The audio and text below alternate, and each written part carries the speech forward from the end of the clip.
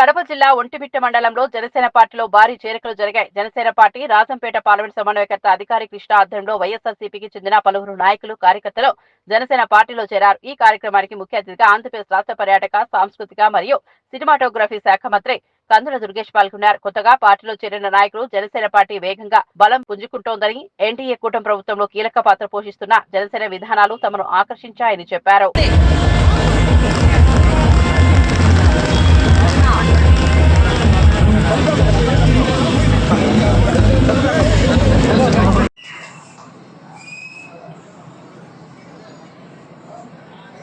సభాధ్యక్షులు, మీ అందరి ప్రియతమ నాయకులు, ఇవాళ ఈ ప్రాంతంలో ఇంత పెద్ద ఎత్తున జనసేన పార్టీలో చేరికలకి ప్రోత్సాహం అందించి రాజంపేట నియోజకవర్గంలో జనసేన పార్టీని బలోపేతం చేయడానికి నిరంతర కృషి చేస్తున్నటువంటి మీ ప్రీతి పాత్రమైనటువంటి నాయకులు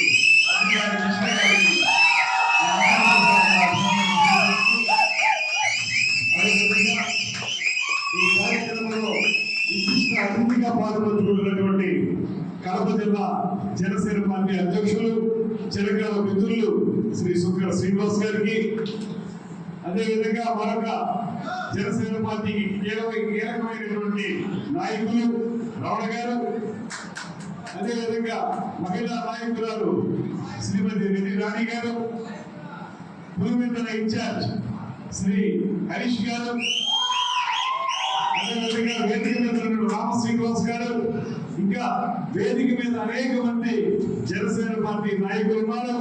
అదేవిధంగా కొత్తగా పార్టీలో జాయిన్ అవడానికి విచ్చేసినటువంటి నాయకులు ఉన్నారు. అంతకు మించి తక్కువ సమయంలో ఒక్కరోజు వ్యవధిలోనే ఒక పిలిపిస్తే ఇంత పెద్ద సంఖ్యలో విచ్చేసిన 50 మంది జనసేన పార్టీ నాయకులకి, కార్యకర్తలకి, మహిళలకి అందరికీ కూడా ప్రపంచ రాజకీయ చరిత్రలోనే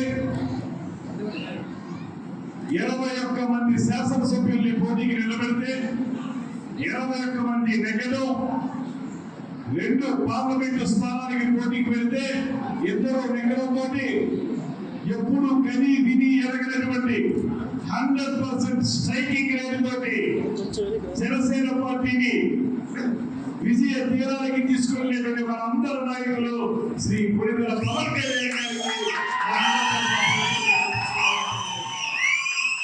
అంతేకాదు మీ అందరికీ తెలిసిందే ఆ రోజున ఒక నియుక్తులతో ప్రభుత్వం ఈ రాష్ట్రాన్ని పరిపాలిస్తున్న సమయంలో సాక్షాత్తు ఇవాళ మన ముఖ్యమంత్రి చంద్రబాబు నాయుడు గారిని సైతం 53 రోజుల పాటు రాజమండ్రి సెంట్రల్ జైల్లో పెట్టినటువంటి నేపథ్యం చూసాం. ఆ రోజున ఈ రాష్ట్రంలో ప్రజాస్వామ్యం భూమి అయిపోయినటువంటి మాటతోటి ప్రజలలో స్త్రీ శక్తి అనేటువంటి పథకం ద్వారా ఉచిత బస్సు అనేటువంటి సౌకర్యాన్ని ఏర్పాటు చేసి మీరు చిన్న చిన్న ప్రయాణాలు చేయడానికి కానీ, వ్యాపారం కోసం బయటికి వెళ్ళడానికి కానీ, బంధుమిత్రుల్ని కలవడానికి కానీ ఇవాళ ₹1 ఖర్చు లేకుండా మీకు బస్సు ప్రయాణాన్ని ఉచితంగా ఇచ్చినటువంటి ప్రభుత్వం ఈ కోటి ప్రభుత్వం మాత్రమే మీకు మనం చేస్తున్నాం. మనం దివ్యాంగులు ఎవరైతే ఉన్నారో మంచాన్ని కట్టిపెట్టుకుపోయి వాళ్ళు కదలలేని పరిస్థితుల్లో ఉన్నటువంటి దివ్యాంగులకి ఎకానికి 3,000 నుంచి 15,000 వరకు కూడా పెన్షన్లు పెట్టినటువంటి సందర్భం.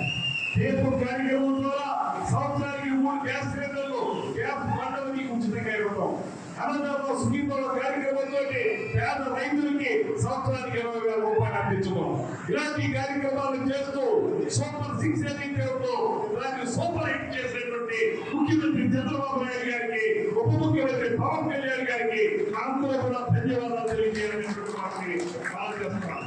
అంత మాత్రం చేస్తే అయిపోలేదు. మీ అందరికీ చెప్పే మాట ఒకటే, నేను రాబోయే రోజుల్లో మరిన్ని కార్యక్రమాలు చేస్తామని. మీలో చాలా మందికి ఇంకా పెన్షన్లు రావాల్సి ఉంది, దివ్యాంగులకి 15,000 రూపాయల పెన్షన్లు రావాల్సి ఉంది. దాంతో పాటు ఇళ్ల నిర్మాణం కార్యక్రమం కూడా జరగాలి. ఇవన్నీ త్వరలోనే ఒక్కొక్కటిగా పూర్తి చేయడానికి ప్రభుత్వం సిద్ధంగా ఉందనేటువంటి మాటలు కూడా మీకు మనం చేస్తున్నాం. అందుకే ఇవాళ మనం ఎవరు అడిగినా కూడా ఈ ప్రభుత్వం బాగా పనిచేస్తుంది, రాబోయే రోజుల్లో మరింత బాగా పనిచేస్తుంది అనేటువంటి నమ్మకాన్ని మారిస్తున్నారు. దాంతో పాటు ఒంటి మీద రామాలయం ఇప్పుడే రాముల వారిని దర్శించుకుని వచ్చారు. మనందరినీ శ్రీరామక్షగా కాపాడేటువంటి రాముల వారిని దర్శించుకుని వచ్చి ఒక మాట చెప్తున్నాను. రాబోయే రోజుల్లో ఒంటి మీద రామాలయాన్ని, అదేవిధంగా ఈ జిల్లాలో ఉన్నటువంటి ఇతర ఆలయాల్ని, దాంతో పాటు పక్కనే ఉన్నటువంటి చెరువుని, అదేవిధంగా అన్నమయ్యలో ఉన్నటువంటి అన్నమయ్య యొక్క తాళపత్ర గ్రంథాలు ఏవైతే ఉన్నాయో వాటిని వీటన్నింటినీ పరిరక్షించే విధంగా మా పర్యాటక శాఖ ద్వారా ఒక కార్యక్రమాన్ని తప్పనిసరిగా చాలా మంది చెప్పారు 2014లో పార్టీ ప్రారంభించారు, 2024 వచ్చేసింది అంటే 2 సంవత్సరాలు చెప్పిన మాట. 2024 వచ్చేసింది, ఎప్పటికీ